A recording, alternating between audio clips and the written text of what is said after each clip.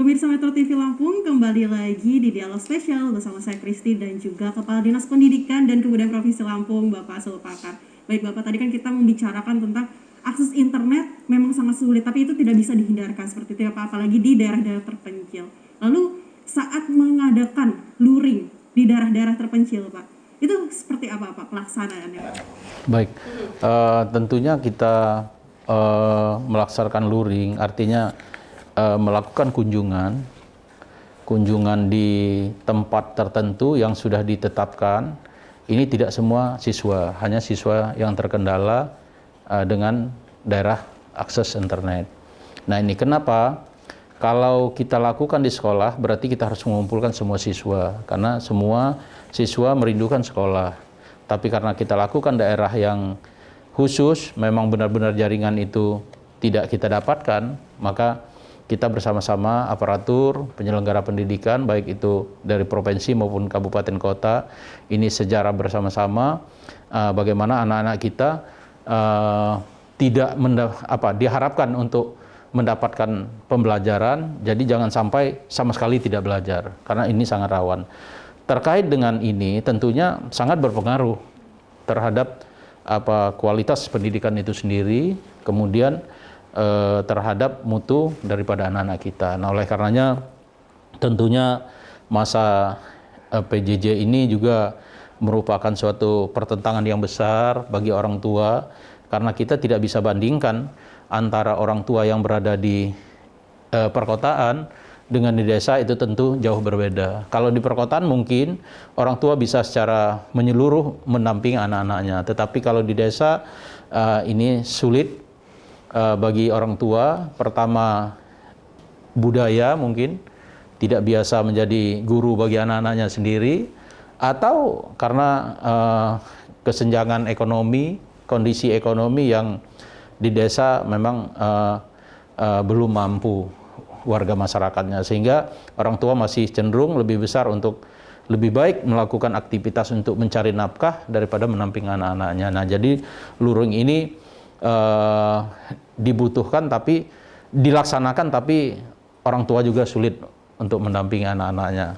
Nah, juga daring juga seperti itu. Jadi sudah sangat merindukan bagi orang tua dan siswa, bagi anak-anak kita untuk melakukan tatap muka. Tetapi karena kondisi pandemi seperti ini, ya kita tidak bisa memaksakan apa yang diinginkan oleh hati nurani masyarakat, apa yang diinginkan oleh siswa yang rindu dengan sekolah. Tetapi pemerintah punya pemikiran, punya aturan bagaimana prioritas yang kita utamakan adalah keselamatan dan kesehatan bagi warga sekolah, apa itu gurunya, tata usahanya, muridnya, atau komitenya, dan warga sekolah lainnya, serta lingkungan masyarakatnya. Itu yang kita utamakan. Oke, baik Pak Kadis.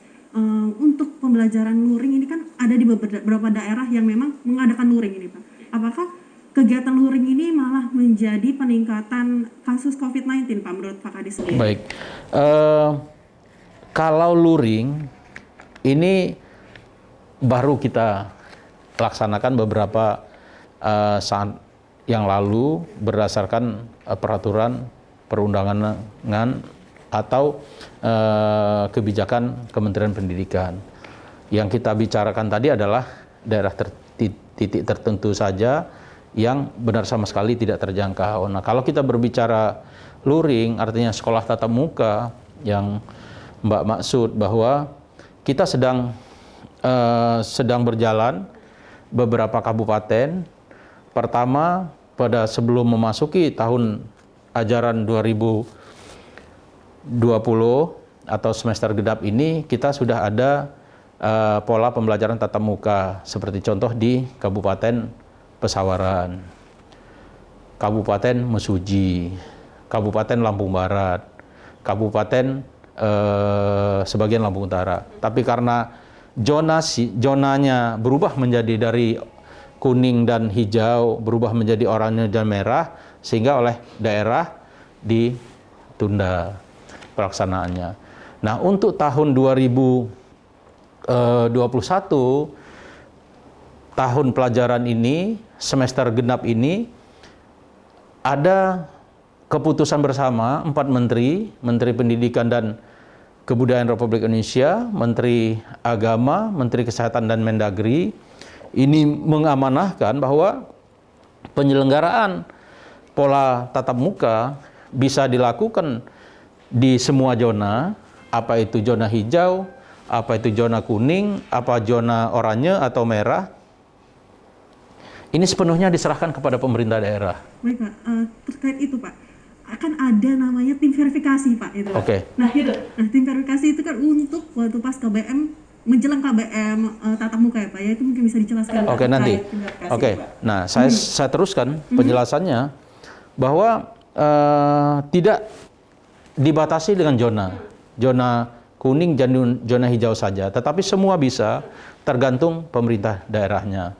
Oleh karenanya, pemerintah daerah Provinsi Lampung, dalam hal ini Dinas Pendidikan dan Kebudayaan Provinsi Lampung membentuk tim verifikasi. Apa tugas-tugas dari tim verifikasi? Ini melihat secara langsung, mengunjungi secara langsung semua satuan pendidikan yang ada di Provinsi Lampung ini, tidak kurang dari 1024 sekolah ini dari 15 kabupaten kota kita kunjungi. Pertama tugas kita mempersiapkan tatap muka ini, kita memenuhi standar sarana prasarananya, artinya infrastruktur yang berstandar COVID. Artinya ada tempat cuci tangannya, di air mengalir ada sabunnya, kemudian di setiap akses ruangan disediakan itu, kemudian kita tersedia maskernya, kemudian tersedia petugasnya yang memahami tentang kesehatan dan bisa melaksanakan protokol dan SOP daripada sekolah itu sendiri. Nah, ini tugas-tugas tim verifikasi. Kemudian yang selanjutnya